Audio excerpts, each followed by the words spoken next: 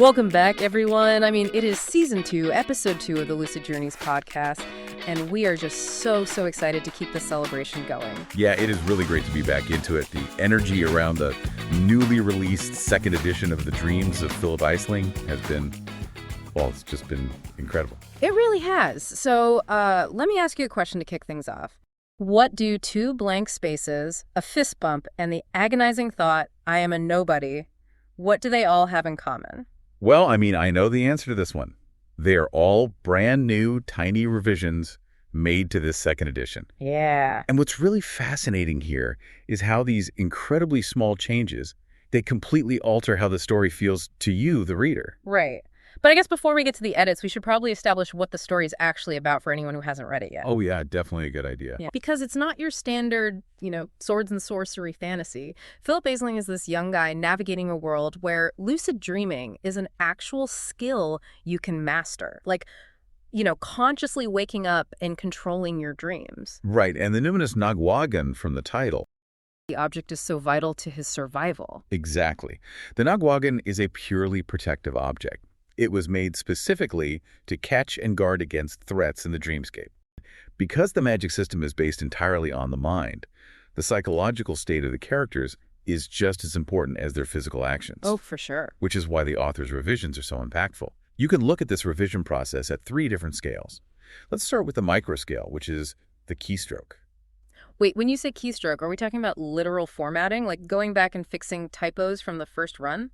Well, more like editing a stylistic habit. The author originally learned to type back in the era of typewriters, right? Oh, where you put 2 spaces after a period. Exactly. The golden rule was 2 spaces after every period. And that muscle memory meant the entire first edition of this book was just filled with double spaces.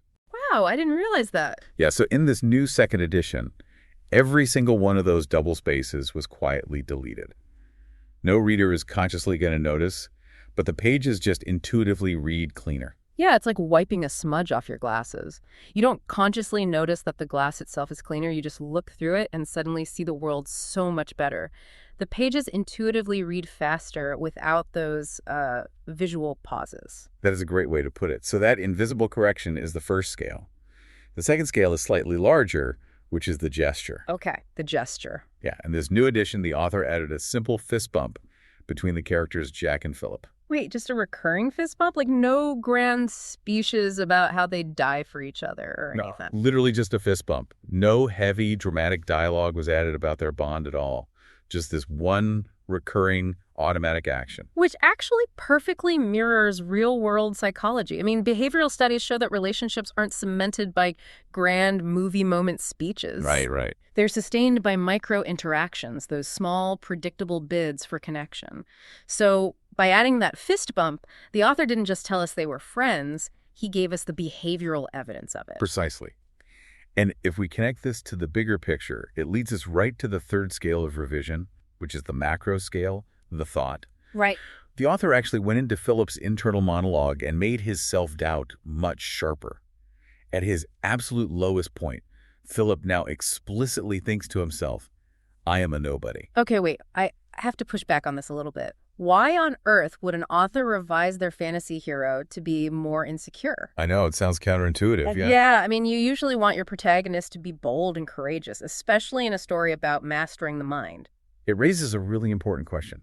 But think about it structurally. A hero who starts out completely confident has absolutely nowhere to go. Right. Philip has no grand destiny. There's no magical bloodline, no ancient prophecy saying he's the chosen one. Right, because like we established, lucid dreaming in this universe is just a learned skill. Exactly. And skills don't care if you believe in yourself yet. You just have to put in the reps. Oh, that makes so much sense. So his intense self-doubt isn't an obstacle to his journey. It is literally the front door. Yeah. He has to start as a boy who thinks he's a nobody, so he has the emotional runway to grow into someone who can bend reality. Wow, that's fascinating. And what's really cool is that this isn't just about editing a novel. This exact same 3-scale process applies to how we revise our own lives. Oh, absolutely. Most of our personal growth is made up of invisible daily corrections that nobody else sees. Yeah, like deleting those double spaces. Exactly. Then there are the small gestures, the fist bumps we make toward others that reinforce who we are to them. Right. And finally, the deepest edits we make are revising the negative sentences we tell ourselves in our own heads. Yeah, and just like Philip's character has room to grow, the universe he inhabits is expanding too. The multiverse is expanding. It is. Book 2, The Lucid Multiverse, is coming very soon, and this new second edition actually features both book covers side by side in the back, setting the stage for what happens next. Which is such a clear signal. He doesn't stop being the boy who doubted himself, he just becomes the dreamer who started there. Exactly. Which brings us to a final thought I want to leave you with today. I love this part. Yeah, if our deepest self-doubts are really just first draft sentences waiting to be revised rather than erased, what is one negative sentence you say to yourself that is long overdue for a second edition? The new edition actually drops a massive hint. Oh, right, the cover reveal. Yes. If you look in the front of this new edition, which is out now, by the way, right there in the front pages, there is a side-by-side cover reveal showing that Book 2, The Lucid Multiverse, is coming very soon. The Lucid Multiverse. The scope of the story is just about to expand significantly. It really is. But, pulling these concepts out of the multiverse for a second and just applying them to your own life, these scales of revision, the keystroke, the gesture, the thought, that is exactly how personal growth operates. Yeah, it really is.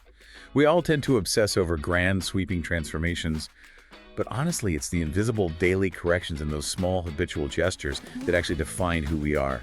And it requires, looking at the really harsh sentences we say to ourselves, like, I am a nobody, and realizing that's just a line in a rough draft. It can be revised. We want to remind you to please follow, like, and share the Lucid Journeys podcast. We love doing this show for you. Yes, please do. And you can find the show on TikTok, Instagram, and YouTube at Phillip Aisling. And definitely head over to philipaisling.com for the book, because remember, that second edition is out right now. Oh, now, with book 2 on the way very soon.